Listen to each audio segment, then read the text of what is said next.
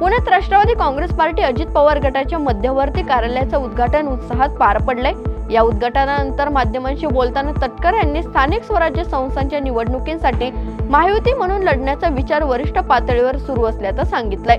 कार्यालयासंदर्भात रोहित पवार यांनी पॉश कार्यालय केल्याची टीका केल्यानंतर तटकरे यांनी चोख प्रत्युत्तर देत म्हटलंय की सोन्याचा चमचा घेऊन आलेल्यांना मी ज्या खेड्यातून आलो आहे त्यांची जाण नसते। 1985 मध्ये मी निवडणूक लढत होतो तेव्हा त्यांचा जन्मही झाला नव्हता असंही तटकरे म्हणले।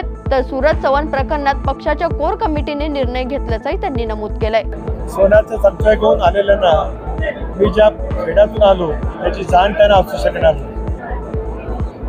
त्याची जाण असायला एक मिनिट त्यांची जाण असायला, कारण मला 85ला राजीव गांधी या देशाचे पंतप्रधान आणि ऑल इंडिया काँग्रेस कमिटीचे अध्यक्ष असताना इंडियन नॅशनल काँग्रेसचं हाताचा पंजाबच्या उमेदवारी मिळाली की त्याला त्यांचा जन्मही झाला नव्हता। त्यामुळे त्यांनी फारसा टीका आमच्या पॉशपणावरती किंवा कार्यालयावरती करण्याचा प्रयत्न करू नये।